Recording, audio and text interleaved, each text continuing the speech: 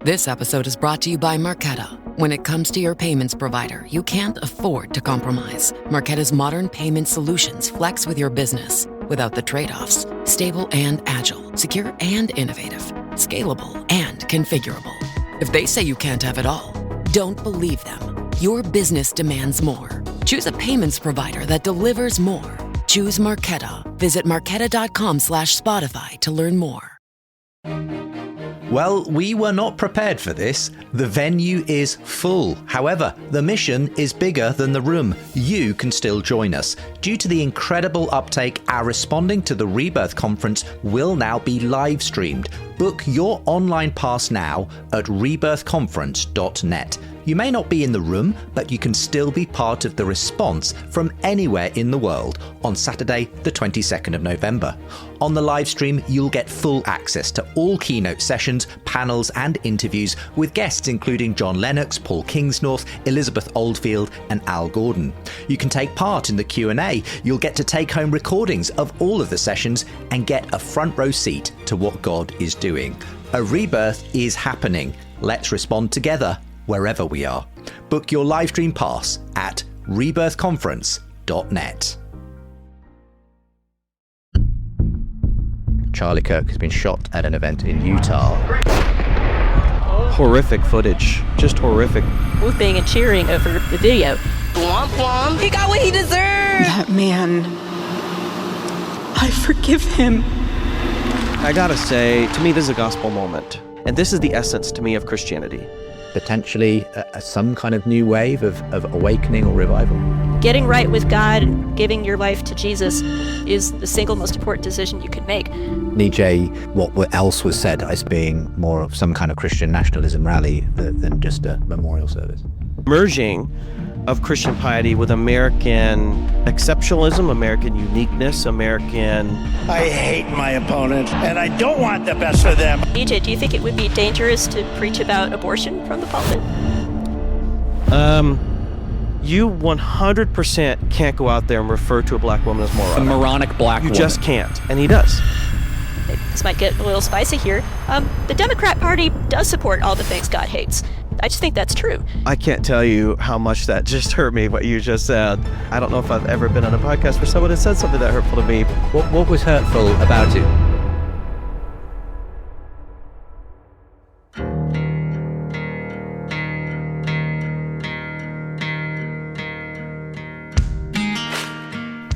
Hello and welcome to today's edition of the show with me, Justin Brierley. Today, in conversation with Bethel McGrew and Nijay Gupta about the Charlie Kirk moment. Why has the assassination of a young political activist led to thousands of people apparently returning to church, some for the first time, while provoking very different reactions on both the left and right? Before I introduce my guests, a quick reminder that you can help me bring this show to more people when you become a monthly supporter of my work. Silver supporters get early access to new episodes, as well as bonus content, and gold supporters also get signed copies of both my books and a monthly catch-up call with me. The links are with the show notes. Let's dive in. You're listening to Season 2, Episode 24 of the surprising rebirth of belief in God, debating the Charlie Kirk moment.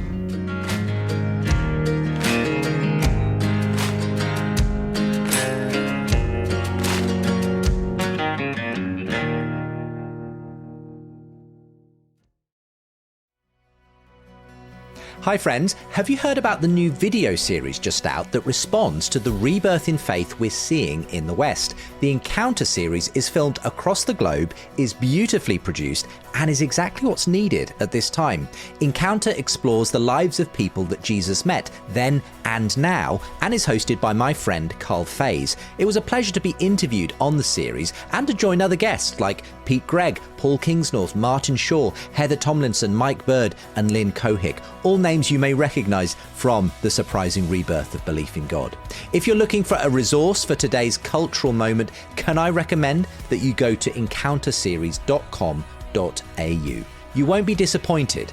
That's encounterseries.com.au. Up to 200,000 people are reported to have attended the memorial service for Charlie Kirk, and millions, of course, watched around the world, even while others were celebrating his assassination in the wake of his death. Charlie Kirk's Christian faith appears to have struck a chord with many and even led to reports of a revival moment in the USA. But others are concerned that a figure whose politics they consider divisive is now being lionized as some sort of Christian martyr.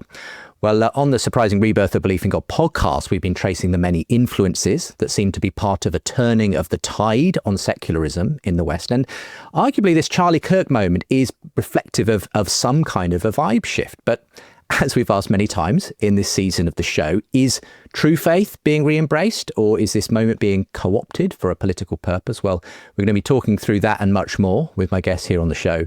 Bethel McGrew is a Christian thinker and writer. She's an author on her Substack, Further Up. She's been writing there about hopeful signs of renewal in the wake of Kirk's death, and believes he has proven a good example of how to balance free speech, winsome engagement, and Christian faith. Nijay Gupta is a New Testament theologian whose Substack article, If You Are Elevating Charlie Kirk, Consider Who You Are Crushing Underfoot, has been widely shared, reflecting on some of Charlie Kirk's more controversial statements in that blog on race. Nijay wrote, "Please consider how your unqualified praise for Kirk will inevitably have an equal and opposite reaction of marginalization and harm for people of colour, people like me." So I think we're going to have an interesting conversation. Bethel and Nijay, welcome to the show. Thank you. Thank you. It's great to have you both with me. Why don't we start just with what happened at the time of recording about 3 weeks ago. I remember where I was, funnily enough, sort of just starting to wrap up my home group. And I saw a notification come through on my phone, BBC, Charlie Kirk has been shot at an event in Utah. Later on in the evening, it transpired he had been killed. And I thought, woo, that's a big moment. I didn't really anticipate how big, actually, and just how much attention that killing, that assassination would receive. But what were your immediate thoughts and reactions in the aftermath? I'll start with you, Nijay. Yeah, I mean, what an age we live in where we can pull these things up on our phones and see horrific footage, just horrific. My kids, I have 3 teenagers, and immediately alerted them, or they may have alerted my wife. And people around me have likened it to the horrors of 9/11 in terms of witnessing video footage of just something no human, let alone young people, should ever witness. And it's really a sign of deep, deep, deep brokenness in our world, and especially in the United States. Bethel, what were your initial reactions? Yeah, I echo what Nijay just said. It's just shocking that the video spread so quickly, and it's just right there. You know, you could just click on it and see it. And I clicked on it, assuming that it would be bad, but not as bad as it was. And I thought, oh my goodness. And then I was in a group chat, just kind of monitoring the situation, waiting to see what might happen. There was like a brief moment where people thought maybe he would survive, and then we all know that wasn't the case. So yeah, just following it in real time on Twitter and gradually having kind of a delayed realization of the momentousness of the moment, because I was somewhat familiar with Kirk, but I just didn't know how widely he was loved or hated as it happened. And we'll get into some of those reactions. What did you make of some of those reactions? Because obviously, as much as there was a lot of grief being expressed immediately in the aftermath, there were people sadly celebrating. What were your thoughts on that, Bethel?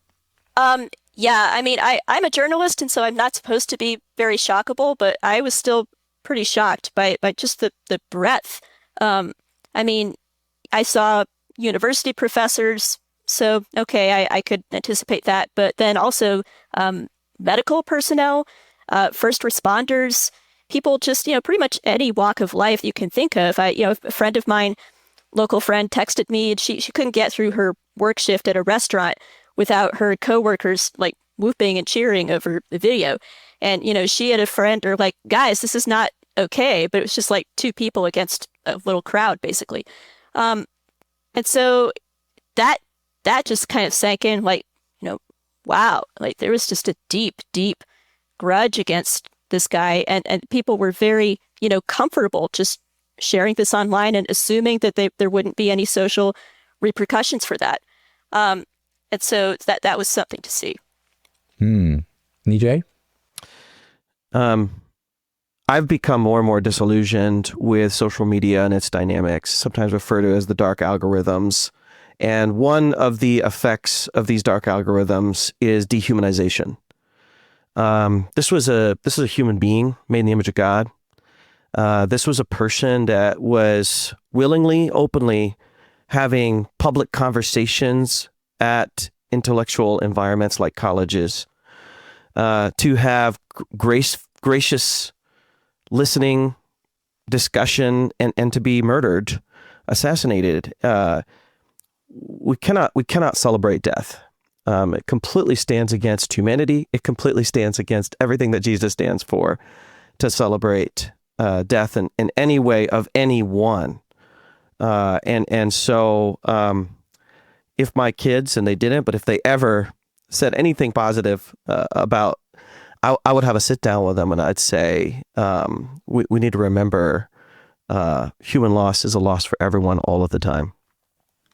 We'll discuss it in more detail during the course of the show, but at the same time, obviously, your article was also concerned at the other end of the spectrum, people perhaps lionizing and endorsing everything around Charlie Kirk. I mean, his death has been described by some as a sort of a modern Christian martyr. What do you make of that sort of language surrounding Charlie? Yeah, when I wrote this article, I took a week because I did want to take time to process it, and I got lots of input from folks, and I wanted to make sure that I was very explicit that I don't hate Charlie Kirk. I don't even really dislike Charlie Kirk, but I'm really concerned because when we turn people into saints and martyrs, it's easy to make them one-dimensional and only emphasize the things we liked about the person. And so when I talk about these algorithms on social media, what I see in my feed is very different than when someone else sees in their feed, sometimes drastically different, like they're two completely different people. And when I just Googled Charlie Kirk, I recognized his name, I recognized his persona, connection to certain political views, but I was just shocked by some of the things that he said, which we'll get into about certain black people, about black people in general, about Indians. I'm the son of immigrants from India, about LGBTQ people. I live in Portland, Oregon, with one of the probably highest percentage of LGBTQ identifying folks. I was horrified that people at church would be celebrating somebody that said the things that Charlie Kirk did. Now, I will say, mourning the loss of a public figure is not only acceptable, but I think a good thing for Christians to do. In the same way we pray about natural disasters, in the same way we pray about any loss of life at a school shooting. But unqualified, and that's the key word, unqualified sanctification, whatever, hagiographic, deeply troubling for not just who it supports, certain group, but more importantly for who it harms. And that's where I come in. Well, I mean, the short response, if you would, Bethel, and then we'll maybe play a clip in and continue the conversation. Yeah, I mean, there are a lot of layers to this. I appreciated some things I saw Justin Giboney saying about this. Justin, if you're familiar, he works with the AND campaign to my left on a number of issues, so we certainly wouldn't agree on everything. But I think he had a perceptive word here when he said he was comfortable with people who would kind of as a formality say, yes, of course, political violence is horrible. I condemn the killing, but, and he said, they would say, but really quickly and kind of, move quickly on to their talking points. And here's my, my top 10 terrible podcast quotes that we all need to be talking about. And I guess I would just disagree that was the time or the place to center that kind of thing. Because I think, when a man dies, it's a good moment to sort of step back and try not to miss the forest for the trees and get a sense of, okay, what was this man's whole legacy? What was the arc of his life? And I'm not here to say that I agree with every word that came out of Charlie Kirk's mouth. I don't think he was perfect. I had some serious disagreements with him. But, I think it's good to just kind of sit and not rush so quickly to make this moment all about us, whoever we might be. Well, let's take a moment to look at some of the speeches, eulogies that were shared at the memorial service, as I say, a huge crowd in a football stadium that turned out, and a wide variety of people who came on stage to talk about Charlie. Two particular moments have been replayed a number of times. Charlie Kirk's widow, Erica, speaking, and an extraordinary moment in which she grants forgiveness to the killer, but then followed swiftly by Donald Trump with a rather different kind of message. Let's watch some of these clips. That man, that young man, I forgive him.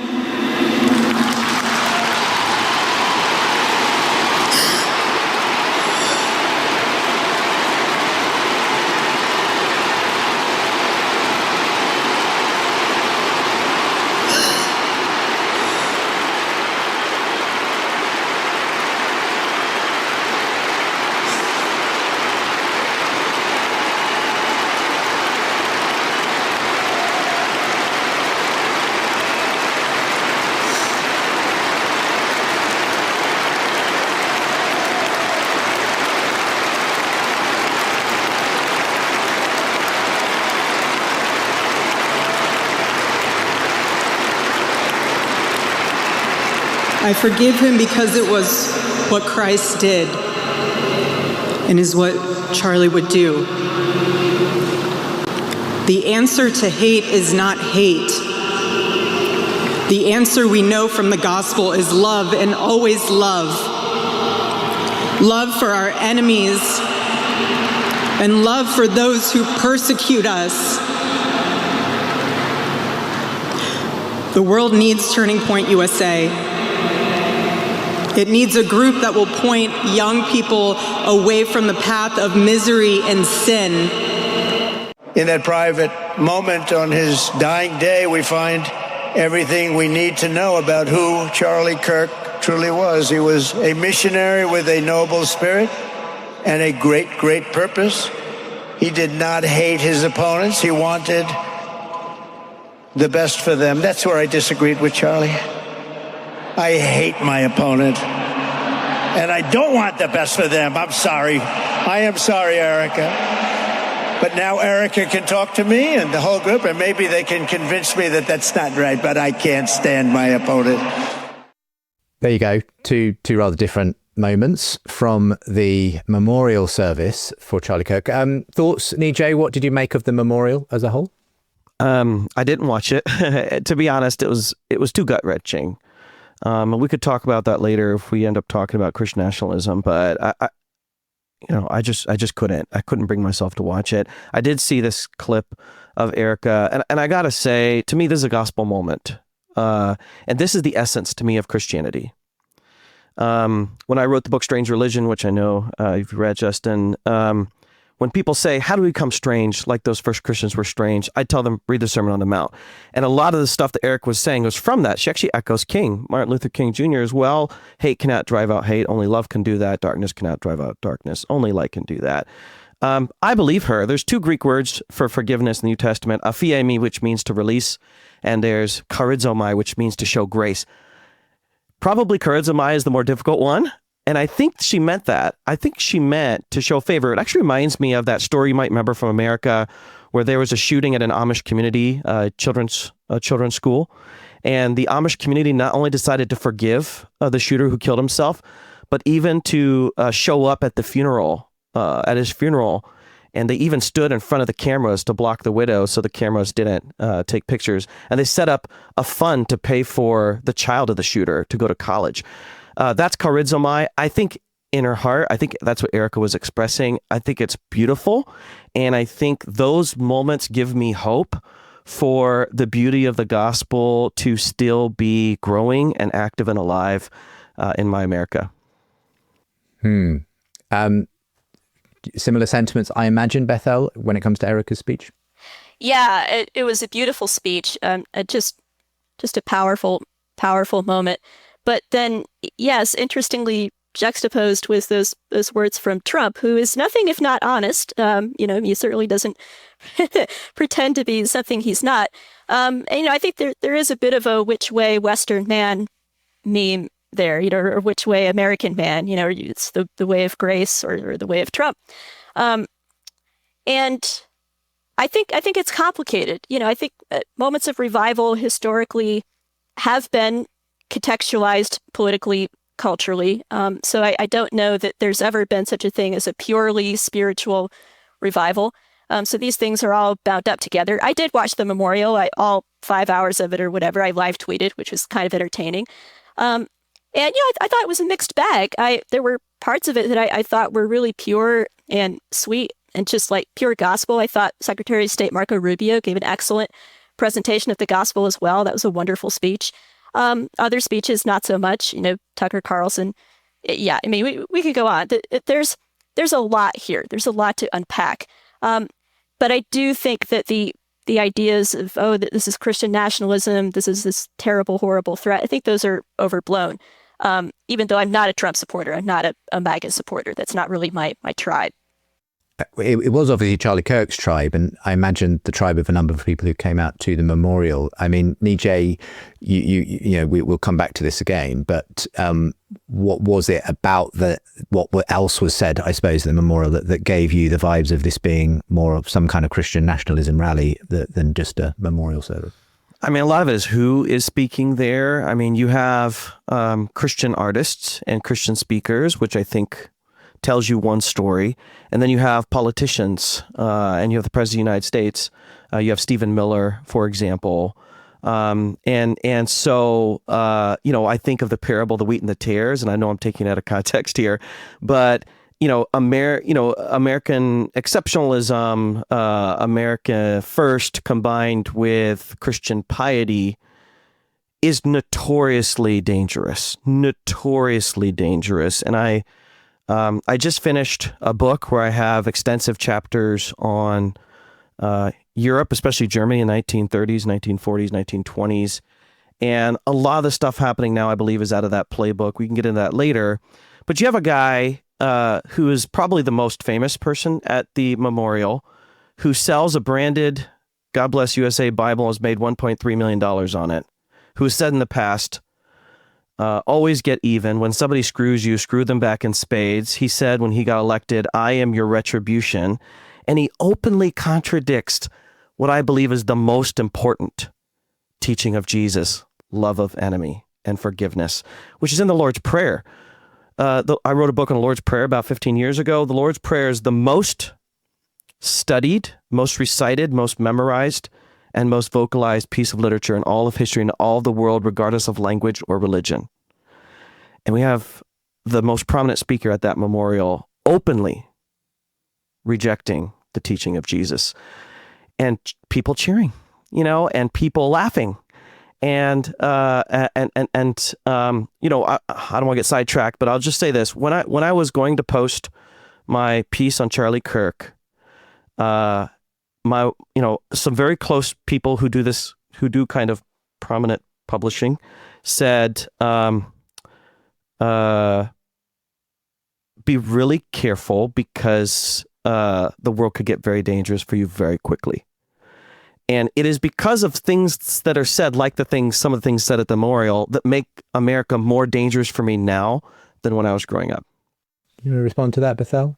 Yeah. I mean, I don't live in Nijay's circumstance, and so I'd have to kind of hear more of what he means by America being dangerous to him personally, as an Indian man.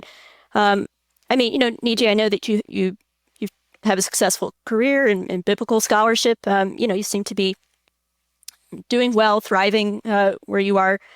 I guess to try to find some common ground here. I have always been very much never Trump.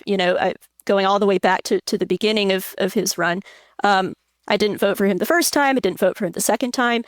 And I do think that there's some tragedy in the fact that Charlie Kirk spent so much of his short life just pouring himself into the Trump brand and the Trump campaign.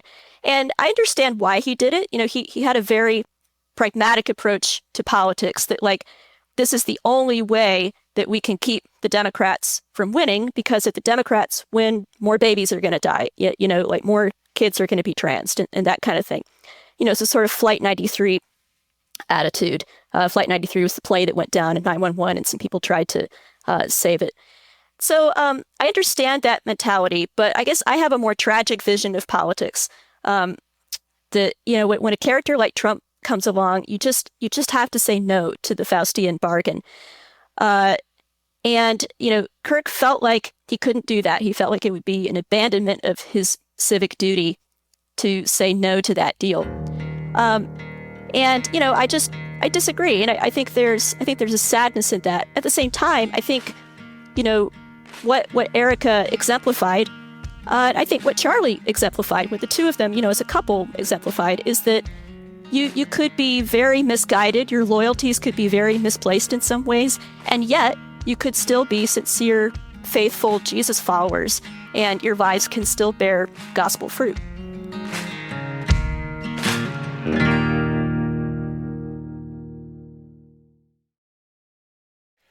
Hello, friends in the USA. I'm excited to be coming to speak in Florida and Alabama this fall. I'll be part of the Palm Beach Atlantic University's Apologetics Conference, Faithful Witness, running Friday the 24th and Saturday the 25th of October. I'll also be speaking at Spanish River Church, Boca Raton, the morning of Sunday the 26th of October, and then part of the lineup for a Ratio Christi conference at the University of North Florida on Monday, the 27th of October. Why belief in God makes sense. Finally, on Sunday, the 2nd of November, I'll be in Alabama, speaking at North Park Baptist Church, Trussville, in the morning, and then in the afternoon at Samford University's Tactical Faith Conference, alongside Martin Shaw, as we explore wild faith, the rebirth of belief in God, and the search for a better story. To keep up to date with future speaking engagements and events, subscribe to my newsletter at justinbrierley.com. This episode is brought to you by Battlefield 6. Battlefield 6 is the ultimate all-out warfare experience. Rip through the skies in aerial dogfights. Demolish your surroundings for a strategic advantage. Harness complete control over every action and movement using the kinesthetic combat system. Drop into multiplayer with your squad, or fight furiously as a member of the Dagger 1-3 squad in a gritty, adrenaline-fueled single-player campaign where you'll defend a world on the edge of collapse. This episode is brought to you by LinkedIn. Psst, healthcare pros, word's out, and it's too good to keep quiet. Look, LinkedIn is revolutionizing job hunting, making it possible to search by specialty, shift preference, and salary.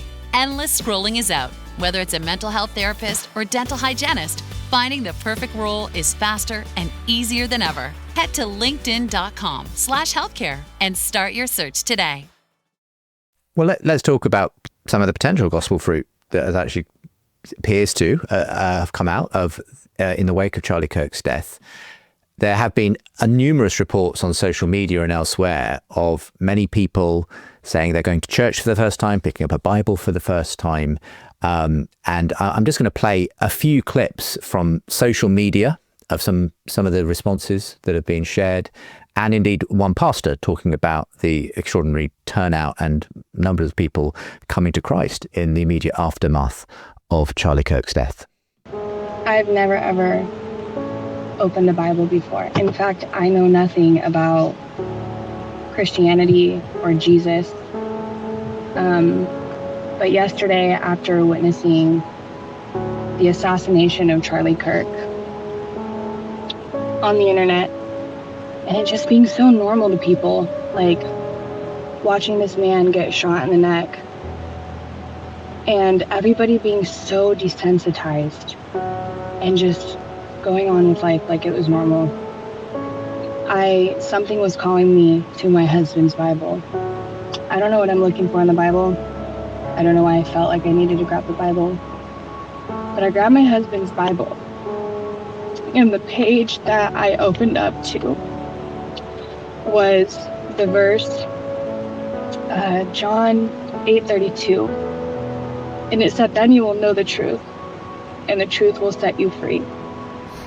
I didn't know Charlie Kirk, never met that guy before in my life. And something else that I've never done before in my life is believe in God. I'm going to wear this suit to church. I'm going to go to church.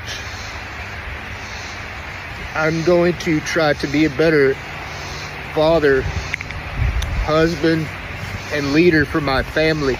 Today, I went to church looking for God. I went to church to surrender myself to Him fully, go to church. I brought my kids and my brother, and let me tell you, every single seat in there was filled, and then some people were standing. We opened with worship, and the last song they dedicated to Charlie Kirk, talking about how God is there in our pain and sorrow. They touched on how Charlie was not murdered, he was martyred, and he gave his life to wake up Christians around the world. Correct me if I'm wrong, but you had 533 professions of faith this past Sunday. Is that correct? Yeah, I almost started weeping just hearing the number again. It's still overwhelming to even think about it. But yes, I mean, certifiably 533 decisions for Christ of every age. The generations were represented. Every race was represented. And by the way, for the listeners, this happened on Long Island, where less than 3% of the entire island statistically represents Protestantism. And, so it's just like a staggering number. There's churches that in the entirety of their whole existence never see 533 decisions for Christ. And so, I've just been crying for the last couple of days thinking about how God would take a national tragedy like this and turn it around and use it for mass salvations. That was Pastor Mike Signorelli speaking to Billy Hallowell, and a few clips of people sharing their experience of returning to church. You've been cataloguing some of this, Bethel, as well, in a recent blog post. What are you seeing? Why is this happening? Is it what it looks like? Potentially some kind of new wave of awakening or revival? Yeah, it's wonderful, and for me, really unexpected, because I until all of this happened, I hadn't really been aware of Kirk as an evangelist per se. I thought of him as mainly a political figure. But since then, I've been watching tons and tons of clips and speeches and dialogues where he is really placing this front and center. This is the most important thing. It's more important than politics. It's more important than Trump or whatever. Getting right with God and giving your life to Jesus is the single most important decision you can make. And so that message, it was already actually resonating with people even before he died. And there's a little clip I saw of him on his show saying that he gotten letters from people saying he was already inspiring them to go back to church. So to some extent, this has been percolating for a while. But then, I think what happened with the assassination is what you're seeing is the power of a single story to galvanize people. And some people are looking back at the George Floyd moment and how that was this watershed galvanizing moment because, this single man who emerged as this sort of a Christ figure. And, in one of those odd twists of history, Kirk is kind of emerging as something of a Christ figure. He's executed in this shocking way. And people begin to look into this and they go, I don't understand. He was just this, basically nice guy who loved his family and loved Jesus and was trying to have peaceful dialogue. And he's just shot in cold blood. And then all of my friends are celebrating it. My left-leaning friends, people on social media. And one common thread that I see as I look through a lot of these testimonies is people who are being shocked by evil. They're shocked by darkness. I saw one young woman said, I'm not really sure if God exists, but I can say for a fact I know that evil exists. And it's like she's sort of starting from there as her foundation and working her way forward. And so where this moment leads, I don't know, but I really see genuinely hopeful signs. And it could be underplayed, it could be overplayed, but I see lots of beautiful moments, people from all walks of life, men, women, gay, straight, poorer, richer, with families, single. It really seems to cut across demographics and have struck a chord. Yes, you're right there. Though, would it be fair to say, and I don't know if this is what you've seen as you've looked at a lot of these clips, Bethel, that it tends to be still people who are arguably more sort of sympathetic to a kind of conservative vision and more on the right, if you like, of politics. Do you see many more progressive left-wing people sort of having a similar reaction? Or would you say it's primarily perhaps people who haven't been around church or agnostic atheists, but who have suddenly sort of I don't know, perhaps the Christian character of a person they, as you formerly seen primarily as a political activist, has suddenly sort of spoken to them in some way? Well, I mean, I think we do need to be careful not to assume that just because somebody is in a red state means that they're familiar with church or they're churched. There's a lot of people who might be, in some sense right-leaning, but have never stepped foot in a church in their lives, So I do see a lot of those people who are like, I know nothing about this. Like, how does church even work? Can you just like walk in, or do you have to make a reservation, or, but then, yes, I do see some people who it's like, I was at the church, but I've strayed, or I have some Christian family members who've been witnessing to me. So it's the whole mix. But I think you're right. It is by and large people who are conservative leaning. That may not necessarily mean that they're conservative on certain social issues. I mean, I've seen people who identify as gay or lesbian, for example, who, they may still be on a journey as far as that goes, as far as their sexuality goes. They might not feel like that's something they want to surrender yet, but they have other conservative kind of tendencies, and they feel like Kirk has been really maligned. And they're just curious. I think curiosity is just a big factor here. And seeking community. I saw somebody say, I just want to be around people. I want to be around good people. I want to be in a place where I feel safe, Yeah. And it's across this side of the pond, I've been hearing stories, even though Charlie Kirk was sort of, an American sort of person and activist, I think a lot of people who weren't even that familiar with, because of the widespread news about it, have binge watched his stuff and ended up going to church. Even quite significant sort of figures on social media like Graham Linehan, comedian, sort of turned gender critical kind of commentator, saying he's picked up a copy of, Screwtape Letters by C.S. Lewis, looking into it. Even J.K. Rowling, interestingly, not necessarily directly connected to Charlie Kirk, but in the wake of it, talking about a God-shaped hole in her life and so on. So some interesting moments that seem to be developing. But Nijay, what do you make of all this yourself? What's your take on the Charlie Kirk-inspired revival? Yeah, I do know, because of my job and the sorts of things I do across the country, church attendance has gone up. I think that's a couple of things. I do think there are a number of people who were from the video clip you showed very inspired because of Charlie Kirk. And I will say, I believe his faith was genuine. I believe his faith was the driving force of his life. I believe that when he said, I just want people to come to know Jesus, I completely believe that. And I've watched videos of these very tender moments where he talks about some of his very favorite verses, Romans 8, God works all things for the good of those who love him. I think if people are latching onto those moments and feel inspired to go to church, I think of Philippians chapter 1, where Paul's in prison and he says, as long as Christ is preached, as long as Christ is preaching, people come to the Lord. Whatever the gate, whatever the pathway is great. At the same time, I want to know, there's a phrase I use with my students, what you win them with is what you win them to. So what version of the gospel are they coming to? And I worry about that. I worry deeply about that, because if, imagine someone who's inspired to go to church, and then they hear this quotation from Charlie Kirk: the Democratic Party supports everything that God hates. I hope you give a Sunday sermon, you talk about how the Democratic Party believes everything God hates.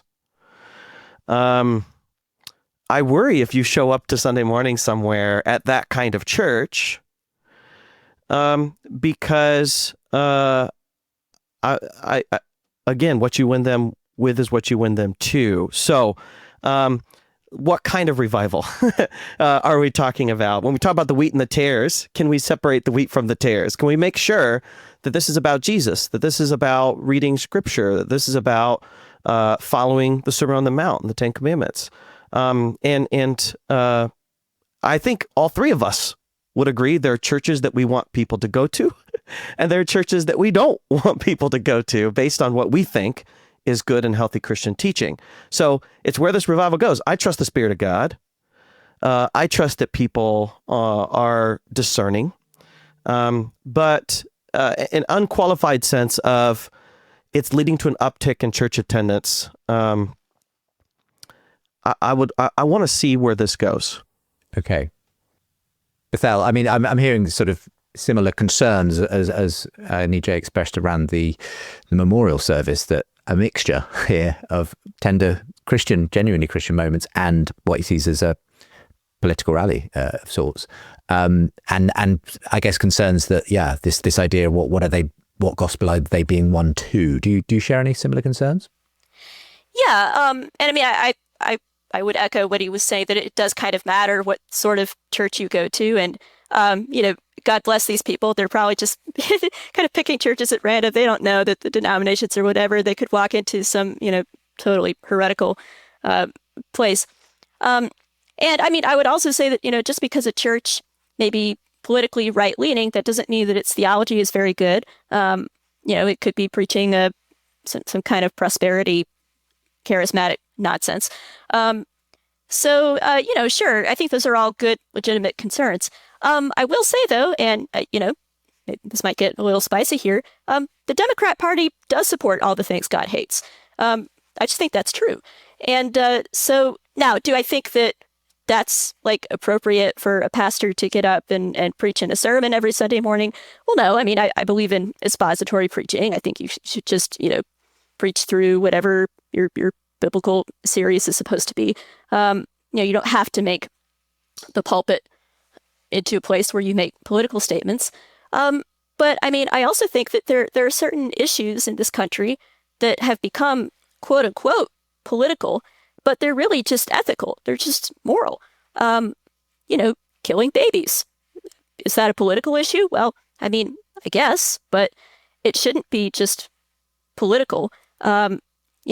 Giving children puberty blockers, cutting off their genitals. Is that a political issue? Well, I mean, yes, but also it's just a basic moral issue. So I think these are the kinds of things that pastors certainly shouldn't be afraid to speak about, speak into, at the risk of seeming quote unquote political, because it would be like a pastor at the time of the slave trade being worried about, if I talk about slavery, is that too political? Sometimes you have to be bold. You have to speak to the issues of the day and let the chips fall where they may. Nijay? I can't tell you how much that just hurt me, what you just said. I don't know if I've ever been on a podcast where someone has said something that hurtful to me, but I respect your right to free speech. What was hurtful about it? The idea that an entire party of people, we're talking millions, we're talking many millions. Okay, let's say 100 million people. Raphael Warnock, U.S. Senator, Senior Pastor, Ebenezer Baptist Church. Tim Kaine, devout Catholic, former VP nominee. Jimmy Carter, one of my heroes. Jimmy Carter, who, in an elderly age, picks up nails and hammer to support humanitarian causes. And the idea that Jimmy Carter is part of a party that supports everything that God hates. That's extreme language. And this is what I don't like in the rhetoric of modern day politics, is the always and nevers and the everything and nothings. I know extremely devout Democrats. I don't identify with one particular party, but I know extremely devout Democrats who I truly believe are trying to do the best for this country. And I know extremely devout Republicans. Same.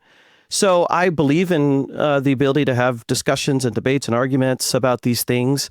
I don't agree with everything that happens in the Democratic Party. I don't agree with everything that happens in the Republican Party. But the extreme language of everything. The Democratic Party believes everything that God hates. They also believe in love for the poor and support for the poor and economic justice. And so I feel like it's very one-sided to say, hey, this Democratic Party does all these horrible things, and the Republican Party, do they also believe everything God hates, like justifying a leader with all of these sexual scandals? and the Epstein files and all of that. I want to be really even-handed and say there's some good, there's some bad. Let's be super discerning on this. So I just categorically reject this idea that we can just blanket say that. But my most important thing I'd say is the pulpit's not the place to do that. I think we should educate Christians on policy and encourage them where to find the right information where we can have statistics and data. But to preach it from the pulpit is extremely dangerous. I'll let you respond, Bethel. Go ahead. Yeah. Well, I mean, maybe I'll just ask Nijay a question. Nijay, do you think it would be dangerous to preach about abortion from the pulpit? To me, that wouldn't be preaching. It would be because preaching is preaching the word of God and helping to apply it to people's lives. So yeah, I wouldn't do that from the pulpit. I think churches should be talking about what's going on in society, right? Politics, lowercase p, is promoting the common good, right? From Paulus. And churches need to be front and center in promoting the common good, right? And we should be talking about what affects our community, our lives, our bodies. But the idea that we would connect a sermon from Scripture to a very particular political policy that good faith Christians are divided on, not the affirmation of life. Everybody agrees on that. I don't know any human being I've ever met who's ever not valued human life, but really some of the finer details of it. Okay. I feel like that's not preaching material, but it is important that we have seminars in our churches where we talk about what are the policies, what's going on, what are the ideologies behind it, what are the scripture texts that help us reflect on this. We teach Christian discernment. We don't teach official public policies. Bethel, respond. Yeah, well, I can kind of sense it. I don't want to get too far into the weeds here, but I can sense that, I would probably have some quite serious disagreements there with Nijay. As far as being even-handed, sure. Like I've actually never once in my adult voting life cast a vote for a Republican in a presidential general election, or a Democrat. I am a secret third thing. Sure, I'm happy to criticize individual Republicans. However, I do think there is an asymmetry in terms of the official platforms, and what is considered kosher. I mean, you can't really get much of anywhere in the Democrat Party if you're pro-life. They will shout you down and chase you out. It is not acceptable. Okay. I think that says something about the culture, the overall culture of a party, so that, that's what I mean. And that there's then, the whole suite of gender and sexuality issues. Now, Nijay, you also mentioned, well, what about care for the poor? Like, isn't that a good thing that Democrats care about? Well, I mean, again, that's a whole, issue unto itself. I can agree that, like, in principle, you could be a person who votes Democrat who sincerely wants to help the poor. I don't deny that. I believe that there are sincere people. However, I think that they're misguided about how best to actually help the poor. And I think that more conservative fiscal policies are actually more beneficial if you want to help the poor. And that, that was something that Kirk talked about quite a bit. Kirk was very interested in what's actually effectual, what will be of the most good to the most people. And he sincerely believed that Democrat policy across a whole, range of issues, social, fiscal, whatever, were hurting the common good and actually hurting the people they claimed to want to help. Well, before we get into a debate on economics, let's put a pin in that, and because I'm sure we'll get around to this issue again in another form. I do want to play another clip in, and this is moving into sort of some of these debates and sort of prove me wrong stuff that Charlie did on college campuses and so on, and just to give us a sense of his sort of debate style, the way he engaged. He was obviously. Has been a lot been said about his commitment to free speech and being willing to go into these student spaces. So let's see some of what happened when he did that. So I'm particularly concerned about your brand of Christianity. As a Christian myself, Christian nationalism I do not agree with at all. I think it's antithetical to the values of the early church. And I think, how do you reconcile especially white Christians in this America marrying politics and power with their faith in this country? There's a lot there. I've never described myself as a Christian nationalist. So I'm a Christian and a nationalist, so I've never used those two things. And then right there, that and nationalist, where in the scriptures does a Christian... Well, thank you. Jeremiah 29:7, demand the welfare of the nation that you are in because your welfare is tied to your nation's welfare. Let me continue. Do you feel proud of yourself for debating college kids who are unprepared to speak in front of an audience like yourself? Hold on. You're 30 years old. We can agree you're 30 years old, right? Do you think that's a little bit silly? Are you a voter? I am a voter. I'm a registered voter. I vote and you vote. So I'm talking to voters of this country that will determine the future of Western civilization. That's what I'm doing here today. Yeah?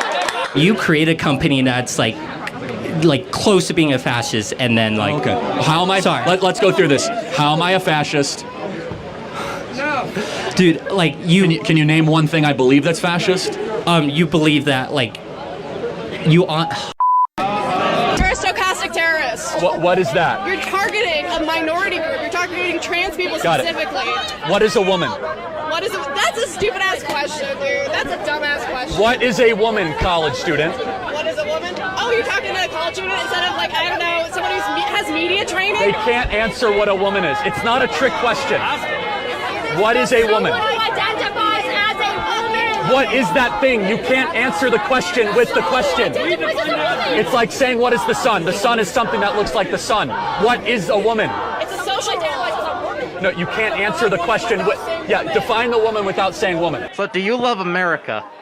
Yes, I do. I hate America.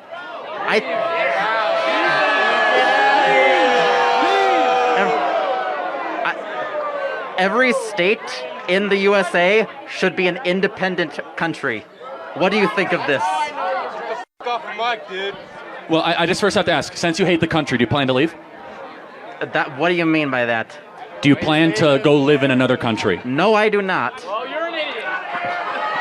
Let me tell you something. Your face is an idiot. America is the only country where even those who hate it refuse to leave.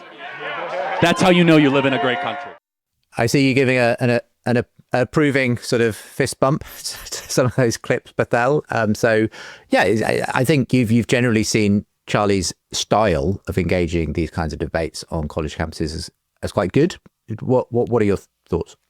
Yeah, I think those are very entertaining clips. But something that has impressed me is, as I watch a whole bunch of these clips, is Kirk really had a gift for calibrating his rhetoric to the needs of the moment and to the needs of the student in front of him. And so some students, you can see in some of those clips, and others are really not there to engage in good faith. They're there to troll. They're there to be obnoxious. They call him names.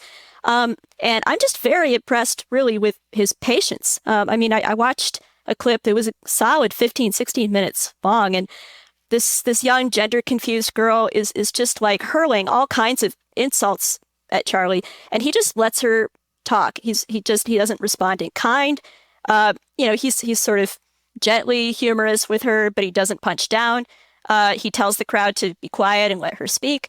And so I think he just really had a gift for that. And sometimes he could tell, okay, this person needs to be put in his place. This person's hogging the mic, thank you, next. But then other times somebody would come up and share something very vulnerable. Or somebody would say, I really just genuinely disagree with you about this. Can we have a good faith argument? And Charlie would say, yeah, let's do that. Let's have a little good faith debate right here.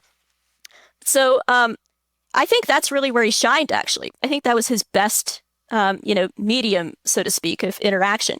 I think he was better in that context than perhaps, on Twitter or in the studio doing his podcast. There's something about that incarnational medium that brought out the best in him. I think you've also mentioned his engagements with some women who were in pornography and so on. I think there was a popular podcast video show called the Whatever Podcast, where I think he kind of engaged, and it's obvious these things are obviously designed to be kind of provocative and clickbaity and so on, but you were quite impressed actually with the way he conducted himself in that scenario. So impressed with that. I mean, these young women, very damaged, incredibly hypersexualized, tried to bait him. I mean, one woman in particular really tried to bait him in a very inappropriate way, and he was just like a model of masculine courtesy and chivalry. He was compassionate. He was very clear. He said, I don't think this is the way to use your bodies. This is not how God designed you. This isn't what you're created for. But I have sympathy. I have compassion for you. And I'm praying that God will lead you out of this lifestyle and into the light, because I think he wants what's best for you. And I want you to have what I have with my wife, because I think sex is a beautiful gift from God. It needs to be reserved for that context. Nijay. Similar. I think he really shined in those environments. I love the idea of going to college campuses and talking to people. I will say, nobody's really going to match him in knowledge and speed of recall. I would hate to have debated him. I would have lost instantly because he was rehearsed. He's very casual, comfortable. I think Bethel was correct. He knows when to hit which elements of his rhetoric. His data knowledge recall is good. I mean, I think sometimes he said things he shouldn't have said, but I will say it may be a little manipulative is too strong a word. I mean, he was surely going to win most arguments. So let's put it that way. He was surely going to win most arguments with people just walking up and starting to yell things at him. And I think he did much better when he was debating actual practice scholars, like, for example, in Cambridge and Oxford, where he had more test of wits with, sadly he's passed, but I would love to have seen him debate Cornel West. Wouldn't have just been the coolest thing ever to see two incredible, brilliant thinkers go toe to toe on religion and politics. But yeah, if he were at a college campus where my daughter was, I'd say go and listen and learn and see what you learn and come away. I mean, this is what American educational experience is all about. Like, if someone assigned a Charlie Kirk book in school and said, I would say, yeah, read it, read everything, learn as much as you can, because I think he has some great arguments. I think he has some not so great arguments. And I think he's wrong on some things, but I think that is, one of the things that should carry on from his legacy is having open public debate. I do wish it was more well matched, but I think that's one of the best parts of his legacy. What would you have said? I'm sure the conversation went longer than the short clip we showed there, but the first conversation was between him and a student on Christian nationalism, and he quoted that well-known passage from Jeremiah, seek the good of the city, and said, this is what we do as Christians. We're interested in the national good, and so on. What is that a sort of, for you, an interesting defense of Christian nationalism, Nijay? Absolutely not. I actually had to look it up because he used language I was unfamiliar with. He said, demand the welfare. And most translations I'm looking at now say, seek the welfare. And my Greek is better than my Hebrew, but it's very similar in Greek as is in Hebrew from the Septuagint. And the language of seek is very soft. It's not very hard. I think it's the Hebrew's darash, but someone could correct me. The Greek is zeteo, and it literally means pursue, but it's often used in a lighter way. These are actually people in exile, so they can't do a whole lot of demanding under those circumstances. And when it says welfare, it's very interesting. The Greek translates it as peace, and I assume the Hebrew is similar to that. And so you're not demanding goods. You are trying to be at peace with an empire. And by the Holy Spirit, God can make that happen. That's very different than saying we need to convert this country into a Christian country. We need to make everything more Christian. Theoretically, if sin weren't a problem, I love the idea of a Christian nation. We can all worship. We can all do everything for the sake of Jesus. The problem is human sinfulness. And you know what I think the greatest force that can combat Christian nationalism? The Lord of the Rings. Tolkien basically says, we need to be careful about the One Ring. We need to be careful about what we do with power. And what actually empowered the earliest Christians was their ability to say, I have to choose this in the midst of going against the grain, in the midst of suffering, in the midst of taking up my cross. I don't know if everything was Christian all the time, everywhere, in the sort of perfect ways that we sometimes dream, why we would ever need to take up our cross. So we could have a longer conversation about this because I end up talking about this a lot. But I am concerned with Christian nationalism. Now, let me differentiate Christian nationalism from Christian patriotism. Christian patriotism, in my opinion, is this idea that I want to bring more of the best of Christianity to the world around me. Because I believe that the Bible teaches the things that will make for a more perfect union. I firmly believe that. Things in the Sermon on the Mount, the things in the Ten Commandments, I think that leads to a more perfect union. And it's great to love your country. I love my country. My parents came in the 1970s as immigrants. I love my country. I feel free most of the time in my country. I'm proud to have an American passport. But there's a difference between that and saying America is the best country because we are founded on Christian values, and that our government should be a quote unquote Christian government. God didn't die to save governments. He died to save people. And those people collectively in churches are the people of God. Your thoughts on that, Bethel? So yeah, I agree with much of what EJ says there. I would consider myself a Christian patriot, but I mean, if somebody asks me, are you a Christian nationalist? I immediately, just like Charlie did, I want to ask, what do you mean by that? You know, and there is, I think, a pretty small group of people. They're mostly on Twitter.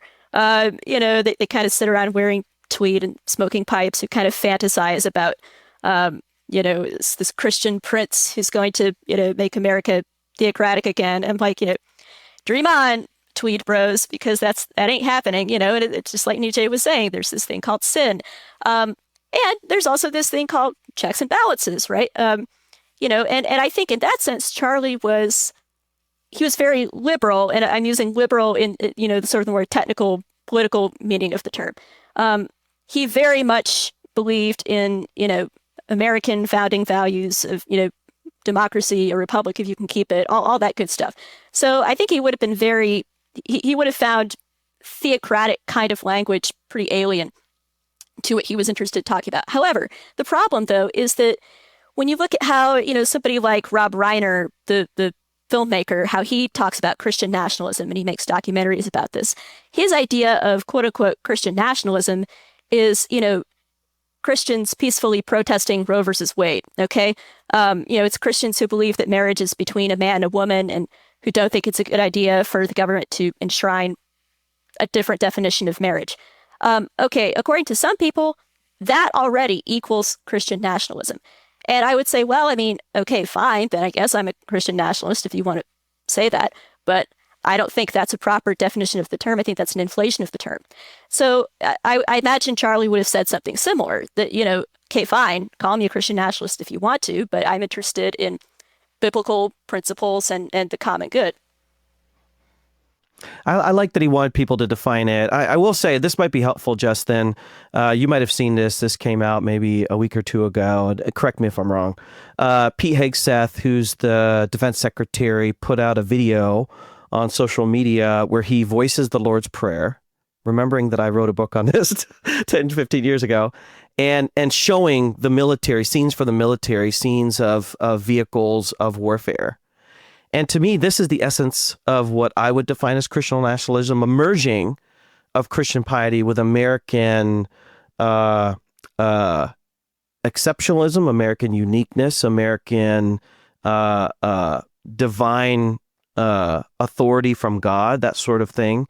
And it really disturbs me because this is right out of the playbook of the 1930s and 40s. And I know this gets macabre, and maybe Bethel will want to push back on this, but this is the 1923 Nazi Minister of Church Affairs. True Christianity is represented by the party, and the German people are now called by the party, especially the Führer, to a real Christianity. The Führer is the head of a new revelation. And 1934, Barmen Declaration, Jesus Christ is our only Lord. There should be no other authority. So the Pete Hegseth thing is to me, the essence of Christian nationalism. I'll give you a quick opportunity to respond to that, Bethel, and then we'll move on to some other issues that Charlie was seen as controversial around. Yeah, I think that reaction is is kind of overblown. I mean, I would agree that it's going back to the 30s and 40s, but it goes back to America of the 30s and 40s. I mean, I love World War II history, actually. It's kind of an obsession of mine. And I've read a lot about chaplains in the war. That's something I'm very fond of researching. And I mean, I think a lot of chaplains of times past, if you were to put them in a time machine, show them that video, they would have been like, cool. It's like, praying the Lord's Prayer. I pray the Lord's Prayer over my soldiers, before they go out to fight, for their safety and well-being. And so, now Pete Hegseth, personally, as a role model, as a Christian leader, I'm not, I plead the fifth on that as far as that goes. But, that particular video, let's just say I wouldn't leap to make comparisons to Nazi Germany. I'll leave it there.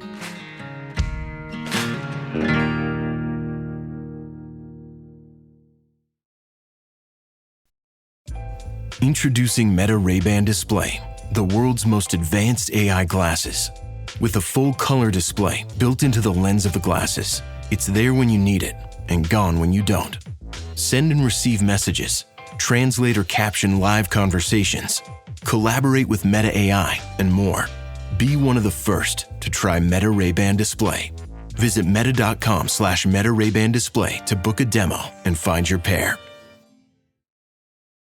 This episode is brought to you by Paramount Plus. Paramount Plus has movies. So many movies. The movies you've seen 1,000 times and could watch 1,000 more. Iconic movies your friends can't believe you haven't seen. New movies, classic movies, new takes on classic movies. So whether you're into Top Gun or The Naked Gun, Mean Girls or Mission Impossible, Smurfs or Sonic the Hedgehog, there's a mountain of movies to discover on Paramount Plus. Start streaming today. At IKEA, your dreams can come true. Well, maybe not the ones where you're being chased by a monster. We're talking about kitchen dreams. And there are IKEA products and solutions for all of them. Whether it's a whole new kitchen, a statement glassware set, or just new cutlery. If you got big dreams or small dreams in any size of budget, IKEA can help you bring them to life. Visit IKEA.us/dreamkitchen to learn more. Dream the possibilities. Now, a lot of what has been circulating in the wake of Charlie Kirk's assassination is certain, depending on which algorithm you're in, you will get a very different feed as to Charlie Kirk. You'll either get hero and martyr or potentially terrible political activist, divisive figure who said terribly racist things. Now, it's not difficult to find some of the more controversial statements he's made, and you talk about a number of those yourself, Nijay. Here's just one example that has been pulled out from one particular show that Charlie contributed to. This United story and the DEI story hits so hard because we've all been in the back of a plane when the turbulence hits or when you're flying through a storm and you're like, I'm so glad I saw the guy with the right stuff and the square jaw get into the cockpit before we took off. And I feel better now thinking about that. You want to go thought crime? Like, I'm sorry, if I see a black pilot, I'm going to be like, boy, I hope he's qualified. Well, that's the you wouldn't have done that. You wouldn't have done that before. That's not an immediate. No, you wouldn't have done that before. That's not who I am. That's not what I believe. It is the. So that's and Charlie Kirk has said similar things regarding essentially, his concerns around black pilots, people who are in of color in various positions because of his concerns that they are there for the wrong reasons as part of affirmative action, DEI, and so on. And he's also been quoted often as saying he believes the Civil Rights Act was a mistake. But here's him in conversation with someone at one of his events. You said the Civil Rights Act was a mistake. What did you mean by that? Yeah, so the parts of the Civil Rights Act were great, but the way it's now being implemented to force men in female bathrooms to push forward of the trans agenda, the intent of the Civil Rights Act is way beyond what it was originally authored for. But the intent specifically originally was to... Well, that's interesting. So the intent and the law are two different things. So the intent was noble, which was to say that no American can be not allowed into a place of business based on the color of their skin or their ethnic heritage. Totally agreement with that. That's not what the law only did. It created a massive anti-racist DEI army that then gave us affirmative action. For example, recently Merrick Garland sued using the Civil Rights Act, saying that we cannot have voter voter ID in certain states because it's a violation of the Civil Rights Act. So basically what the Civil Rights Act did is that it went beyond disparate impact and then went to disparate effect. In the sense where if black Americans are not doing as well as white Americans in a certain category, you can now use the Civil Rights Act and say that's a violation of the Civil Rights Act, even though there might be other contributing factors. Does that make sense? Yeah. So it's too broad, too wide, and it's now doing a lot of damage to the country. It's being used well beyond its original intent. So just a couple of clips there sort of representing some of the controversial aspects of this, though you quote others in your article. This is where the meat, if you like, of your critique of Charlie Kirk's positions is in your own Substack article. Nijay, for instance, you say Kirk commented on public-facing civil servant black women like Michelle Obama and Ketanji Brown Jackson. These black women do not have brain processing power to be taken seriously. You have to go steal a white person's slot. Okay, talk us through some of these concerns of yours then, Nijay, and we'll see what Bethel has to say in response. Yeah. What Charlie Kirk was talking about is this is one of my major concerns with platforming Charlie Kirk is, I'm an academic. I've published about 25 books, and they go through rigorous fact checking. They get fact checked by an editor. They get fact checked by copy editors. The publisher has a major interest in making sure that I'm not caught saying things that aren't true. Right. And so I've had things taken out of books where they say, can you prove this? I say, no, but I know it's true. They said, if you can't prove it, then you can't say it. Happens all the time. Happens to me hundreds of times. And so my undergraduate major was public relations. If I were Charlie Kirk's PR person, I would say, you 100% can't go out there and refer to a black woman as moronic. You just can't.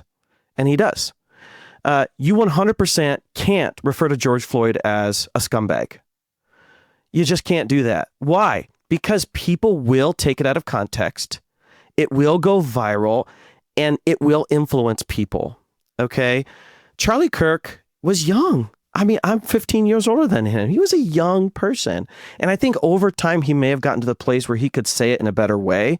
But when you talk about these women and say they do not have the processing power to otherwise be taken seriously, they went to Harvard Law. Okay, they went to Harvard, these two women, which is why I mentioned them.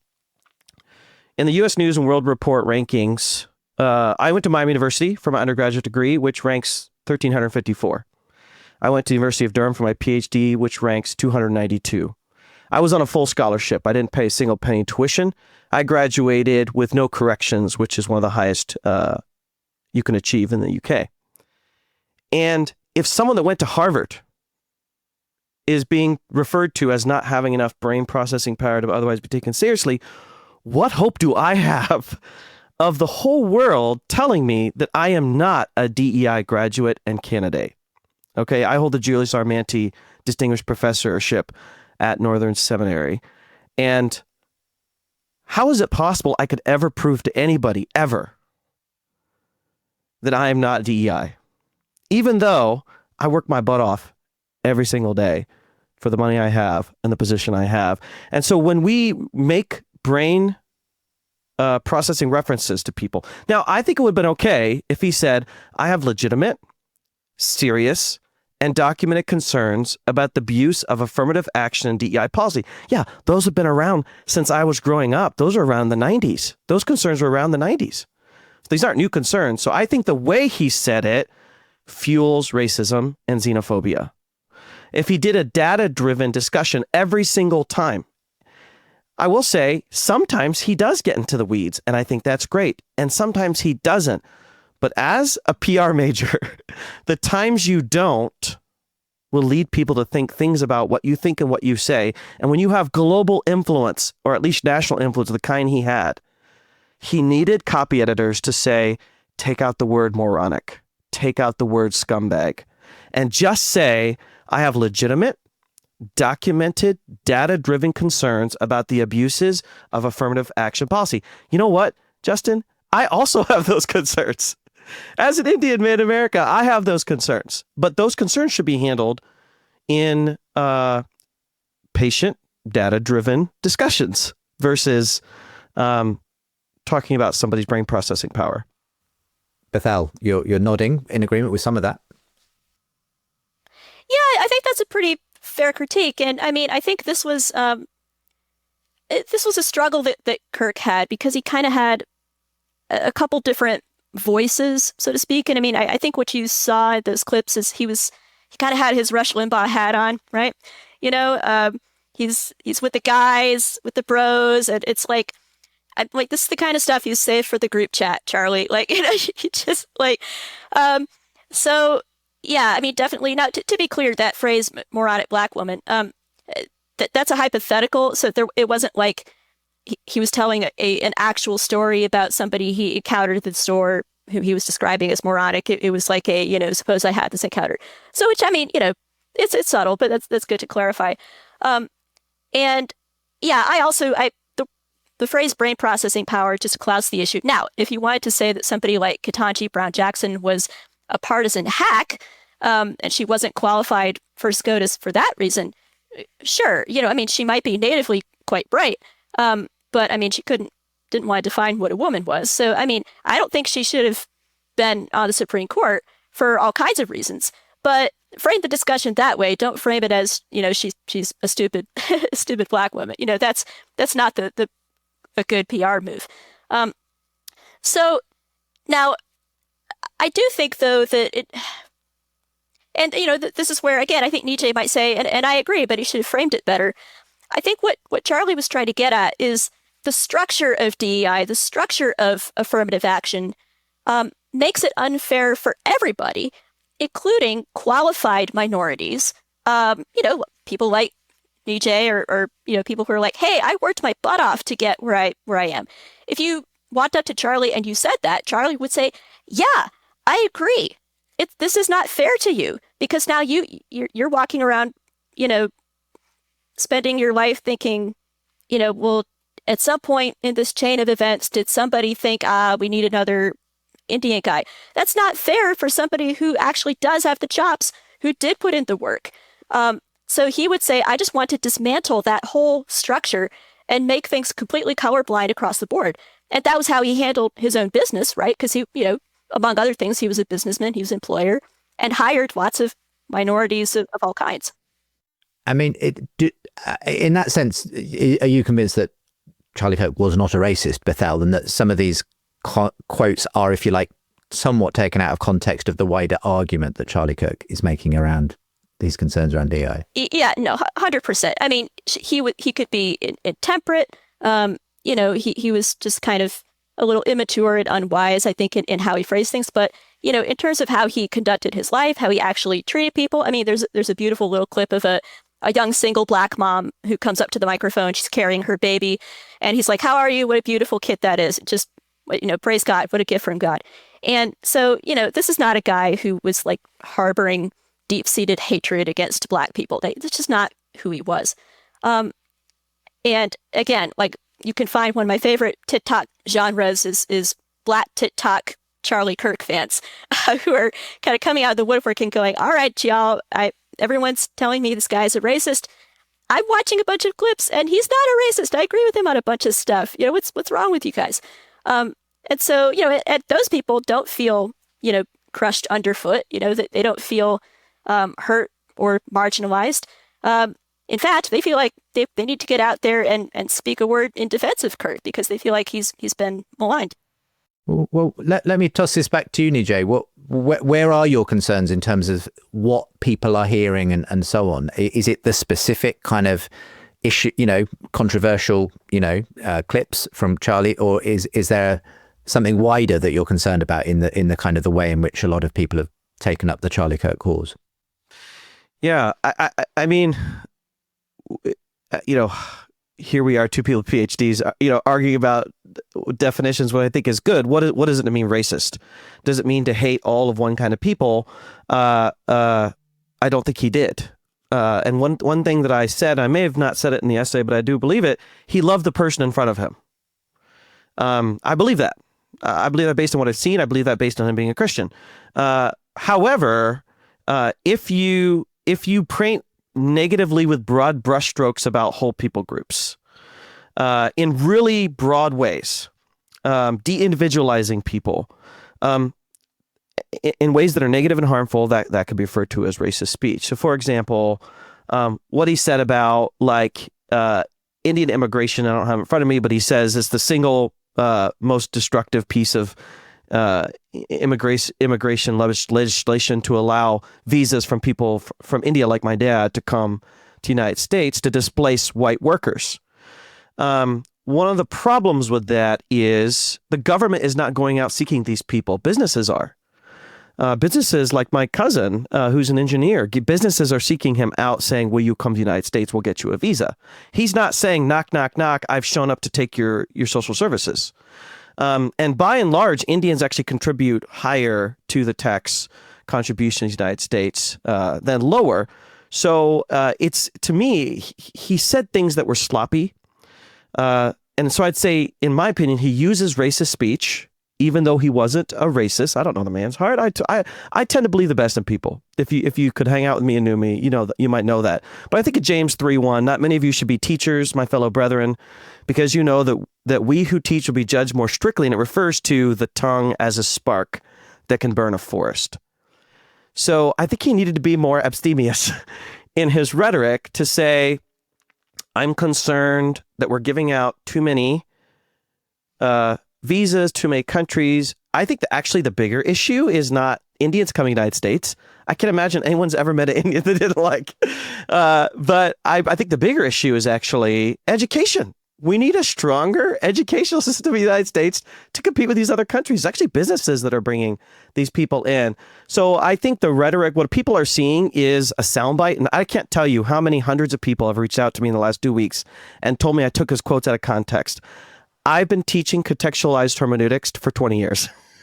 I know context. But if you say something like some of these inflammatory statements that he made about black people, about laughing about LGBT people thrown off of buildings to their death in Gaza and saying, well, they don't have buildings anymore, and laughing about it. To me, at a certain point, it doesn't matter what the context is.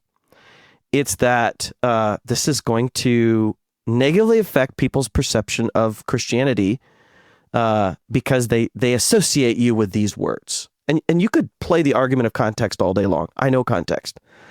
But to a certain degree, you have to be responsible for the actual words that you use. Yeah, I mean, I think that's fair, and I think the word sloppy could be fairly applied to a number of those things. One thing I think is interesting is on several of these issues that you can generally find maybe 2 or 3 different places where he expressed a similar opinion, but you could tell he was kind of working on how he phrased it. And you could see that he was getting better. So, there might be a different context where he framed the immigration question, for example. And I think he framed it like more or less, kind of similar, Nijay, to what you were saying there. He's framing it from the perspective of our own house is not in order, right? I mean, we have so many issues, economic, educational. We're not taking care of our own people very well. We're not taking care of our own poor people very well. People can't afford housing, that kind of thing. We need to kind of just hit pause and say, we're full. We need to figure this out because we're not in great shape to be just welcoming tons and tons of new people. I mean, I think that's a fair and interesting, argument, debate to have. Did he apply it with maximal precision in the case of Indians and visas? That's not an issue I've personally examined in great detail. Obviously you have. And, maybe he was too hasty, too sloppy there. But I mean, I do think there is overall room for debate on a question like immigration. And I do think it's unproductive to say that, anybody who expresses a conservative opinion or a right of center opinion just hates immigrants, right? And, just, hates people from minority nations and is xenophobic. I don't think that's where Kirk's heart was. I think Kirk was just concerned to just figure out what we were doing first and move forward a lot more slowly. We're going to have to start winding this up, but thank you both for some really helpful comments and some interesting interactions where you have disagreed as well along the way.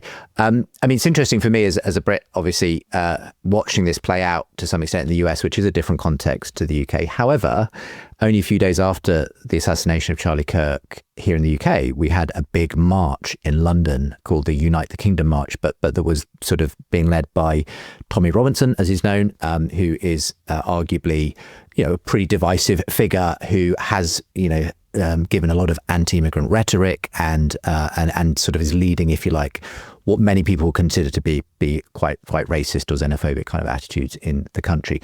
Having said that, when 150,000 people turn out for a march, you can't simply say they're all deplorables, they're all awful. Of course, there are going to be racists, in that crowd, but there are also going to be people who are perhaps just feel themselves let down by, the elites and are patriots more than, if you like, xenophobes and everything else.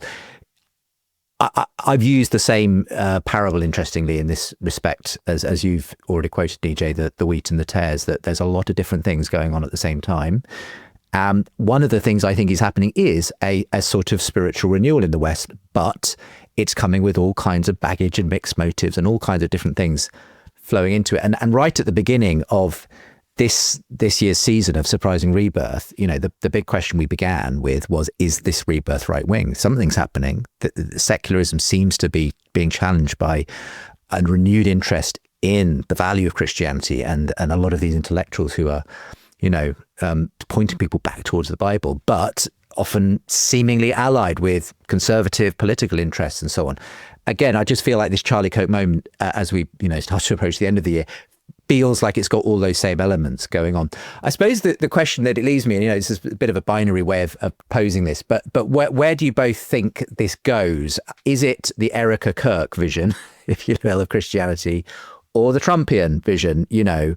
Love your enemies, forgive those who persecuted you, hate your enemies, and let's get this show back on the road by making America great again.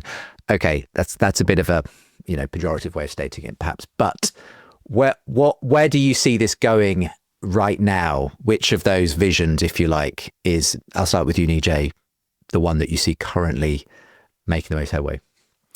To be honest, I don't know. And what I said in my essay is, the subtitle was "Now is the time to listen." I think that's listen to each other, but also listen to the Spirit of God. I think we're at a crossroads, to be honest. And I think we have to decide whether we're going to be all in on the man of the cross or not.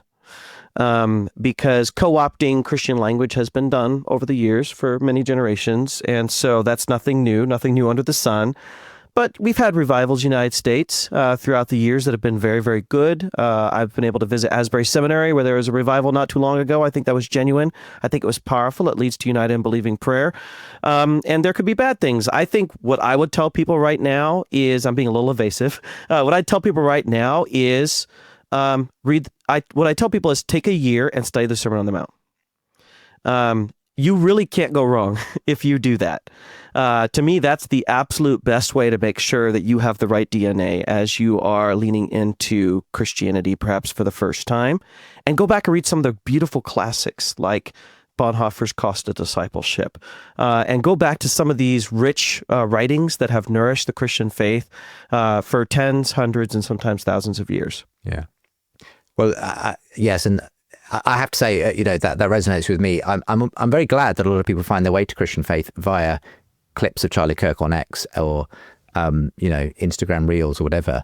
I wouldn't want that to be the only place they find their Christian input, though. It's going to be a fairly meager diet, whichever algorithm you end up being sucked into. Bethel? Yeah, I think a lot of this is just going to come down to people's individual circumstances, what kind of churches they find, whether they find, a good Bible preaching pastor, whether they find community.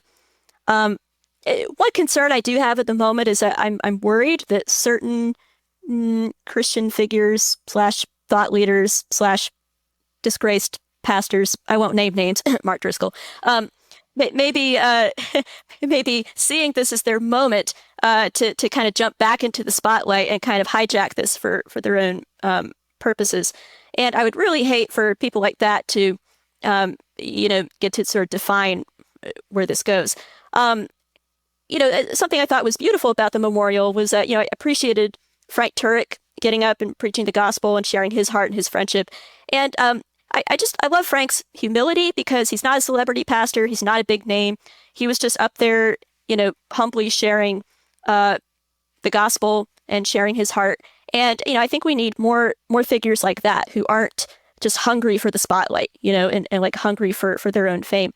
And so, I want more people like that for these seekers to look up to, and hopefully they can find some of those humble people in their own churches. I would also say that, that a political conversion is not necessarily a bad thing, to the extent that leftist policies are anti-Christian.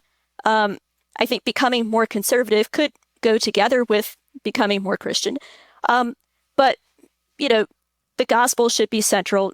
Jesus should be central.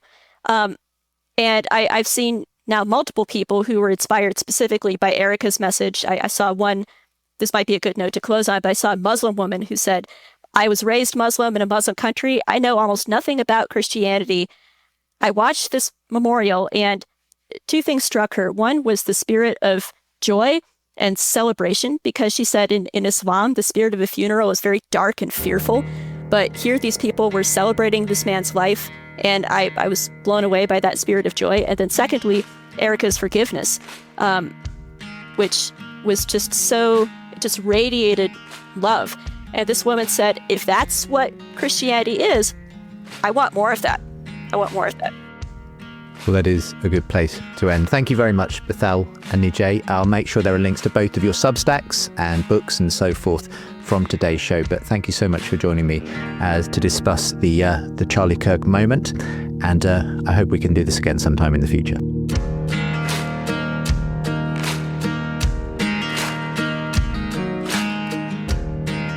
I hope you found today's conversation helpful. The full video is also available now on our YouTube channel. Let me know your thoughts on the Charlie Kirk moment. You can email me feedback@think.faith. Thanks, by the way, to Miles McBean, who got in touch about our last episode on Iran's Christian revolution, saying, I greatly appreciated episode 23 and benefited from it in my local church role. Our little rural church has had the privilege of being joined by a group of Persians from the local hotel. I suggested all our members listen to the podcast, and it's allowed us to gain so much useful context. Thanks, Miles. If you can drop us a rating and a review on your podcast provider, it also helps others to discover this show, or just share this episode on your socials. All of that really does help, and I really appreciate it. And a final reminder that your support makes this show possible too, but also other shows. I've recently been recording episodes for a new podcast and video show coming your way from Think Faith in 2026. It's called Uncommon Ground, and it'll see me return to my passion, bringing Christians and non-Christians together in dialogue. And I'm so excited to say we've lined up some amazing conversations between people like Richard Dawkins and Rowan Williams, Alex O'Connor and Glenn Scrivener, Elizabeth Oldfield and James Marriott, Jonathan Peugeot and Joe Foley, and many more besides. So look out for that coming in 2026. But your monthly support makes a huge difference to being able to record and produce and put out shows like that. So if you can get on board, please consider doing so. Silver supporters get early access to new episodes as well as bonus content. That applies both to this show, The Surprising Rebirth, and that new show. You'll get first dibs on new content. Gold supporters, as well as that, get signed copies of both my books and a monthly catch-up call with me. The links to support are with the show notes. Coming up next time. Did the Lord ever tell you the meaning of the starry arrow? Not yet. It's in me all the time. The thing for me for a while was, should I talk about it? And what I did feel that God said to me was, I gave you 18 months during lockdown. That was just for you. He says, what I gave you was a whisper. You now have to shed on the rooftops. Well, a little later than planned, because of today's special edition, we are going to be hearing audio from the new podcast stage that took place at the UK's Big Church Festival this summer. I was delighted to co-host that stage. You'll be hearing some of the surprising conversations we had in front of a live audience, including a returning friend of the show, mythologist and storyteller Martin Shaw. But you don't have to wait. You can listen to it right now, 2 weeks early when you support. As I've mentioned, do get on board if you can. The links are with the show info. The Surprising Rebirth of Belief in God is a production of Think Faith in partnership with Genexus and the Jerusalem Trust. Editing assistance by Isaac Simmons. Thanks for listening, and see you next time.